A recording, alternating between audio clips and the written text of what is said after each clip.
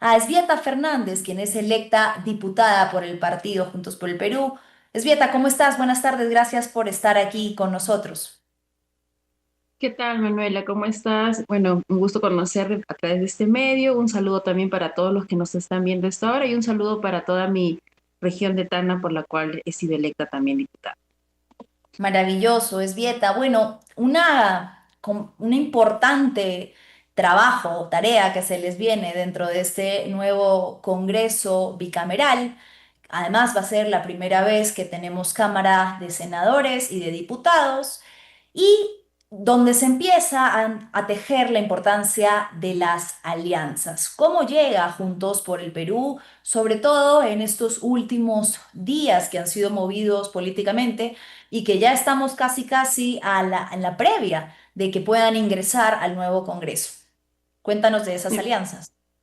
Sí, bueno, hemos estado en estos días justamente consolidando. Nosotros ya tenemos previamente una alianza electoral con Ahora Nación, que es bastante conocida también, con Obras, ¿no? Con quienes hemos ido desde la segunda vuelta. Esta alianza se ha consolidado también para hacer la tarea legislativa y estamos justamente en términos de armar nuestra agenda parlamentaria, ¿no? Cuyo uno de los primeros puntos es, por ejemplo, la derogación de las leyes pro crimen. No hemos coincidido ampliamente en que la derogación de estas leyes implica un avance para poder resolver esta problemática tan álgida que tenemos como es la inseguridad, ¿no? Sin embargo, sabemos de que, bueno, la alianza entre nosotros tres requiere ser complementada también por buen gobierno, ¿no? Con quien se ha estado hablando en los últimos días. Esperemos que, como ya lo ha dicho Jorge Nieto, que quiere ser la oposición democrática, yo creo que ser la oposición democrática es justamente trabajar con los partidos de oposición como somos los tres partidos que ahora vamos en alianza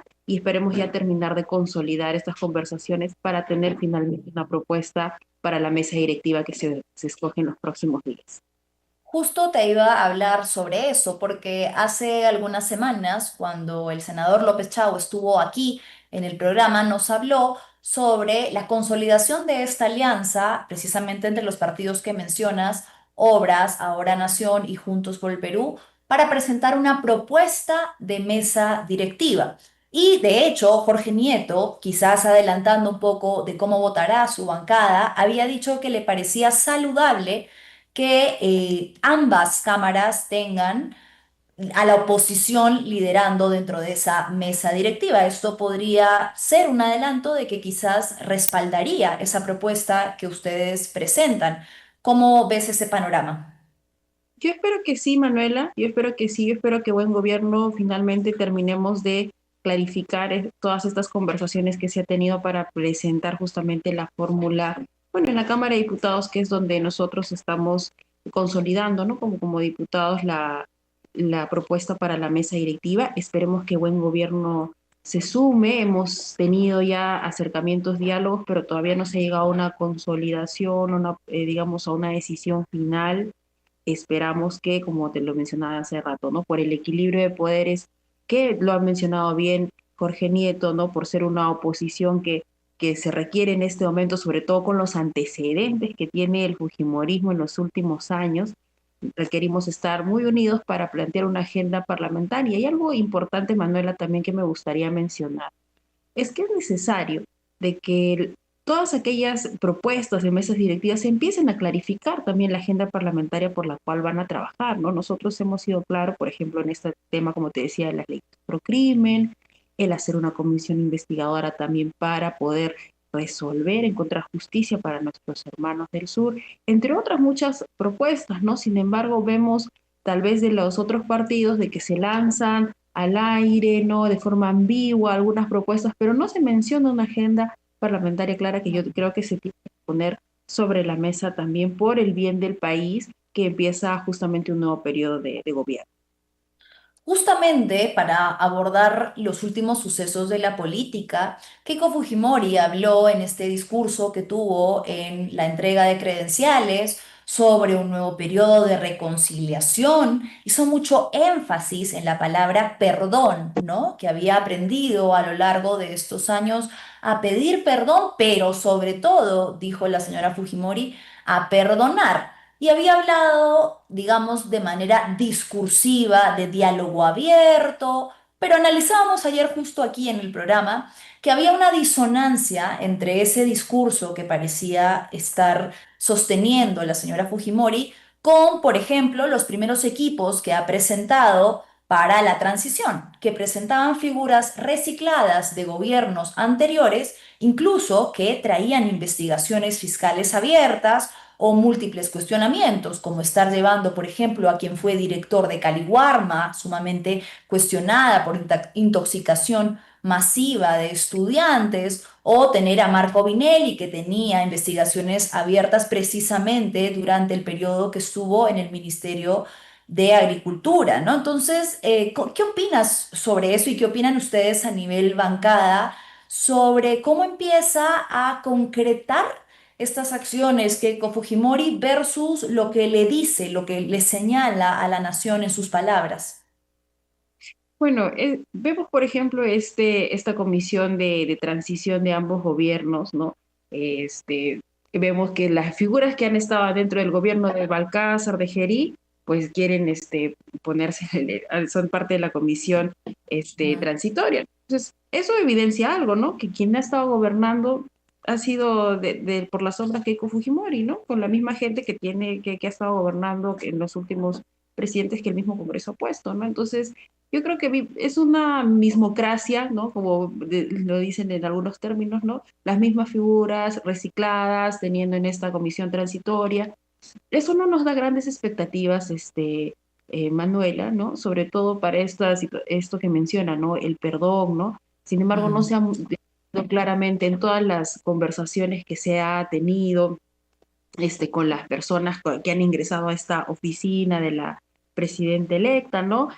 Salían de las reuniones, pero no se presentaba ninguna propuesta clara por ejemplo, resarcir a las víctimas del sur, o una propuesta clara, por ejemplo, para sacar este tema de las últimas leyes antiderechos humanos que pretende desconocer el delito de lesa humanidad, ¿no? Por ejemplo, ahora que hemos visto a los familiares de la Cantuta, ¿no? Que no encuentran más de tres, cuatro personas que no son, hasta ahora sus restos no son encontrados, no encuentran justicia, paz ni reconciliación. Entonces, cuando no se habla de ese tipo de hechos, este, yo creo que no se guarda una expectativa, no se tiene una real intención genuina de realmente construir un proceso de reconciliación, ¿no? Entonces creo que los hechos, la historia del Fujimorismo, ¿no? Y no solamente el Fujimorismo de los 90, sino de Keiko Fujimori en los últimos años gobernando a través de las sombras, nos dice, los actos que ella mencionaba hablan por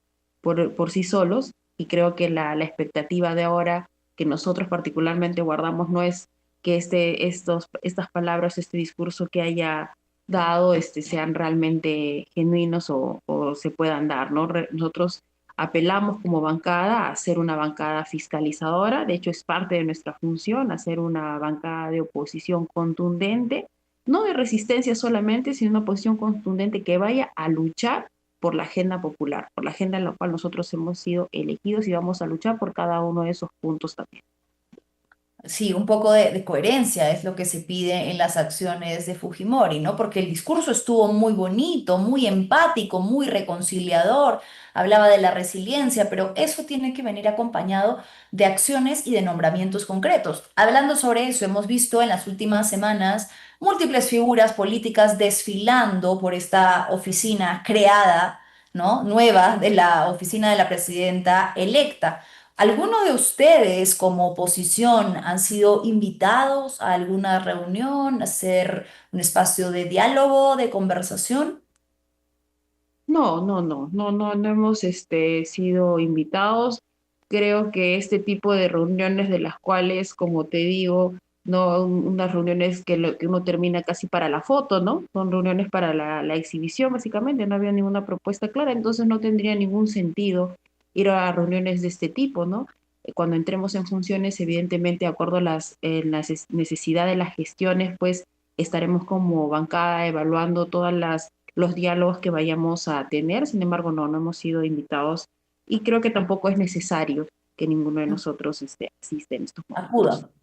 Claro, quizás van a haber otros espacios en los que podrían dialogar, debatir, pero sí va a ser importante que la oposición que se conforme esté también abierta a encuentros políticos, porque creo que de lo que estamos agotados en el Perú es precisamente de tener una oposición en la historia reciente que solo se ha dedicado a destruir, ¿no? A impedir cualquier tipo de avance si es que venía del otro lado de la vereda, a no dialogar, a no hacer política, que es para lo que ustedes han sido precisamente elegidos. ¿Cómo se construye eso? Es decir, se, ¿cómo se sigue siendo oposición mientras que a la vez hay disposición para encontrar puntos de común o de construcción? ¿Cómo visualizan ustedes ese futuro de los próximos 5 años en el Perú? Bueno, nosotros estamos muy claros de que ser oposición bajo las circunstancias o bajo un gobierno Fujimori que, dicho sea de paso, quienes han tenido muchos más signos obstruccionistas, ¿no? Siendo oposición entre comillas, han sido ellos, ¿no? No, Sí. no quiero pensar cómo va a ser ya teniendo el oficialismo, ¿no? Entonces, tenemos claro nosotros que es necesario poner por delante la agenda por la cual nosotros hemos sido electos, ¿no? O sea, poner por delante esto.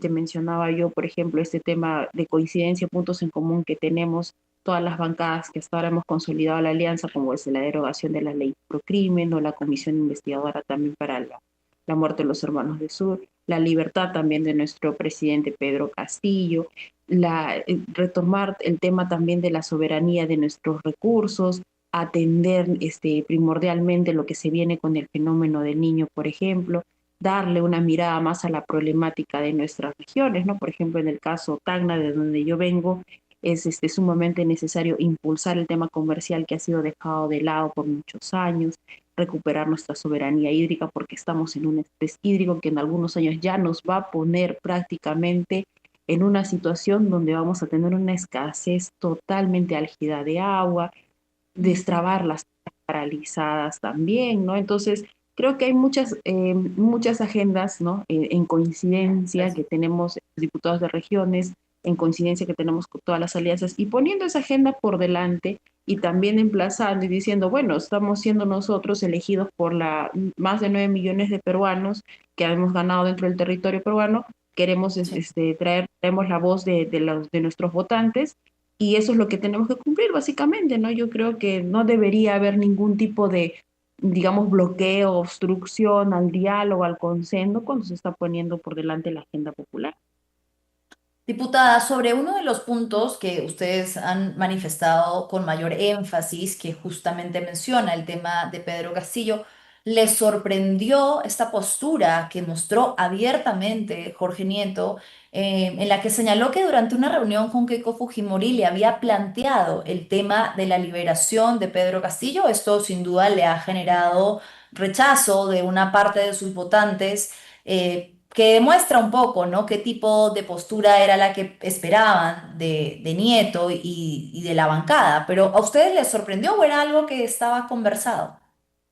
Mira, yo quiero dejar claro en algo, Manuela, ¿no? La libertad del presidente Pedro Castillo es un acto de justicia, no una moneda de cambio para negociar absolutamente nada, ¿no? Nosotros tenemos claro desde un inicio porque hemos recogido la voz de nuestros votantes, de nuestros electores de las zonas más alejadas, que la libertad de Pedro Castillo pues no es un capricho de un momento, no es como que una exigencia, digamos, espontánea, es realmente la representatividad que se le ha arrebatado al ciudadano del Ande, al ciudadano de las zonas más olvidadas, que siente que se le ha quitado al presidente que ellos habían elegido, ¿no? Por el cual se sentían representados y tienen la voluntad de que, no habiéndose comprobado los delitos por los cuales se le juzga, se le pueda otorgar la libertad, que por la gracia presidencial, que por justicia ahora, por exceso incluso de carcelamiento, se merece, ¿no? Legalmente el presidente Castillo, ¿no? Y esa es la voz que nosotros llevamos de nuestros votantes. Entonces, lo que dice el señor Nieto en estos momentos, en un momento sobre todo cuando se va a reunir con Keiko Fujimori, tratando de llevar la voz de la reconciliación, yo quiero ser clara en esto y enfática, nosotros creemos que eso no es una cuestión de un determinado momento o de que sea el abanderajo de la libertad de Pedro Castillo, para nada. La libertad, la petición de Pedro Castillo es un acto de justicia que nosotros vamos a seguir exigiendo hasta el momento en que se dé.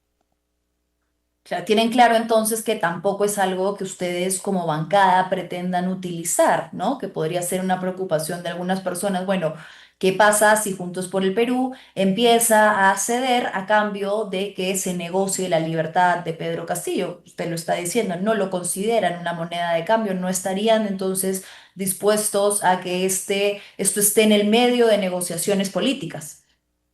Es un acto de justicia. Yo creo que lo que ha hecho en este caso Jorge Nieto es un intento de desderechizarse, ¿no? De limpiarse por ahí, tal vez una posible negociación que tenga con el fujimorismo, ¿no? Para nosotros, como te digo, no es moneda de cambio, una petición justa, es una petición de la voluntad popular y es un acto de justicia que incluso ahora la gracia presidencial, como te decía, por exceso de encarcelamiento, el presidente ya debió salir el 2024, ¿no? Diciembre del 2024, si no me equivoco, y de acuerdo a ley, por exceso de encarcelamiento le corresponde la gracia presidencial. Entonces, incluso legalmente, en este momento, nos da, digamos, nos da el argumento, el respaldo de poder exigir su libertad a través de la gracia presidencial. Diputada, otra de las cosas que ha mencionado Keiko Fujimori que hace un poco de ruido o nos genera la pregunta de cómo lo va a alcanzar ha sido la inclusión de los peruanos menos favorecidos. ¿Por qué digo que genera la incertidumbre de cómo lo va a lograr? Partiendo del hecho de que hay muchas regiones que ni siquiera puede pisar, en las que, sobre todo en el sur, existe un masivo rechazo a su figura por la manera en la que su bancada se ha expresado, sobre todo en cuanto a las últimas protestas, y no solo las protestas, sino los asesinatos durante esas protestas cuyas familias aún no han obtenido justicia. En el caso de Tacna, que es la región que usted está representando, ¿cómo se presenta el fujimorismo? ¿Qué nivel de aceptación tiene? ¿Y cómo cree que pueda acercarse Keiko Fujimori a estas regiones? Bueno, nosotros en Tacna Juntos por el Perú ha obtenido más del 70% de la votación, ¿no?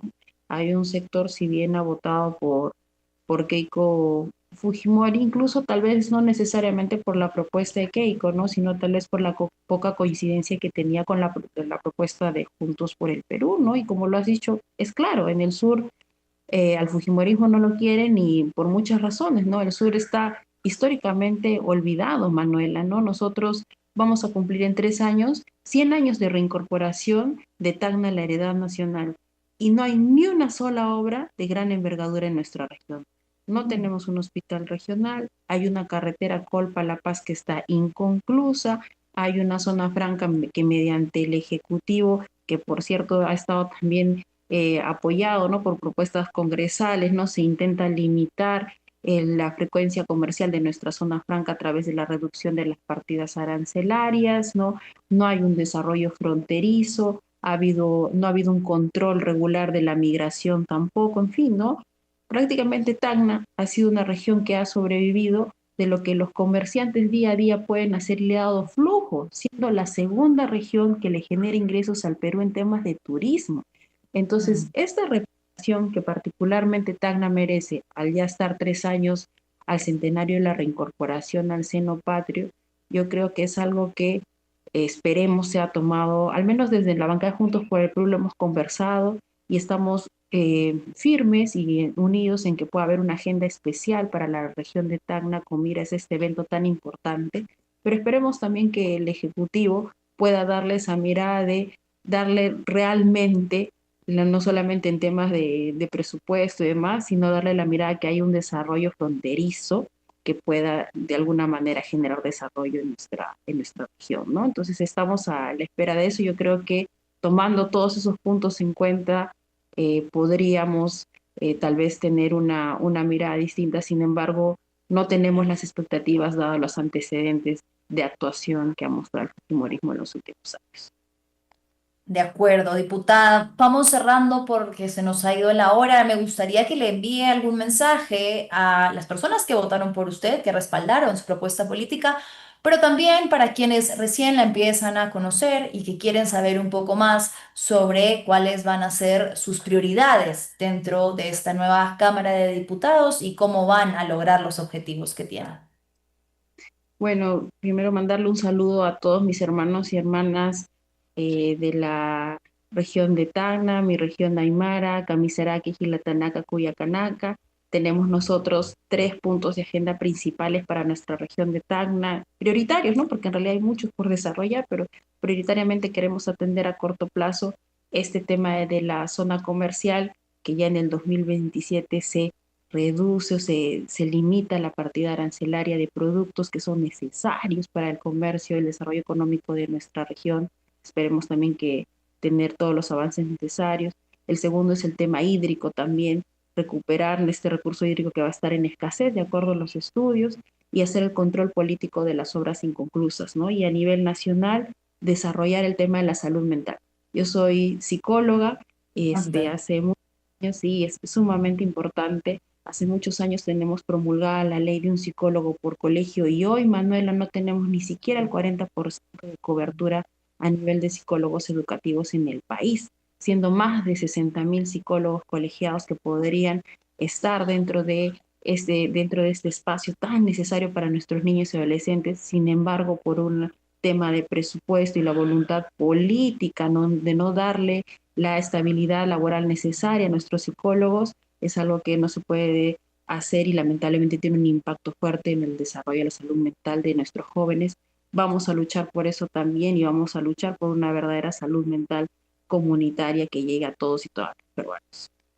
Diputada, antes de que se me olvide, quería preguntarle también, ¿están planeando una propuesta de derogación de este paquete infame de leyes que garantizan impunidad para fuerzas policiales y militares promovido por el Fujimorismo?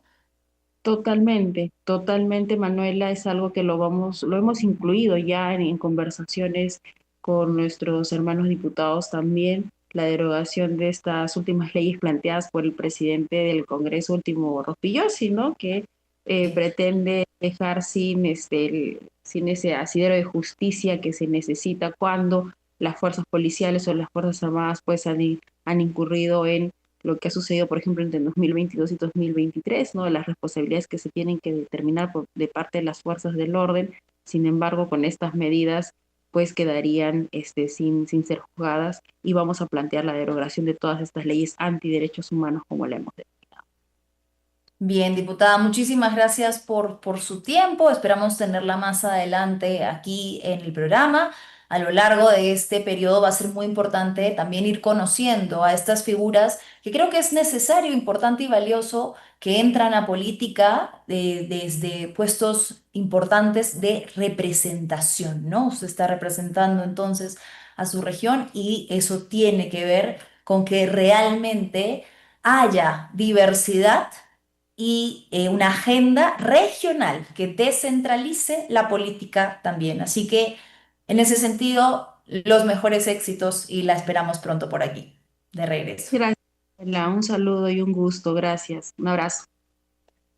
Bien, entonces ha sido diputada electa Esbieta Fernández por Juntos por el Perú, que nos hablaba un poco de esto que se va a definir en las próximas semanas, ¿no? Las alianzas que se hicieron previo a la segunda vuelta y el hecho de que éstas se hayan consolidado o que se hayan disuadido por completo para el Congreso, ¿no? Va a ser importante ver cómo se conforma la mesa directiva y cómo vota cada uno de los congresistas electos para este nuevo periodo con respecto a la conformación de esa mesa directiva. Lo adelantaba ya la diputada Fernández, ellos van a presentar una propuesta en alianza junto al partido Obras y Ahora Nación, que ya le había anticipado en este programa López Chau. Y ahora queda ver entonces uno de los las grandes interrogantes, que es cómo va a votar el buen gobierno. Bien, tenemos encuesta entonces para cerrar este viernes. ¿Qué decía la encuesta? La oposición debe dialogar con el gobierno de Keiko Fujimori. 56% dice que sí, 44% dice que no. La oposición tiene que dialogar. La oposición responsable política tiene que tender puentes de diálogo.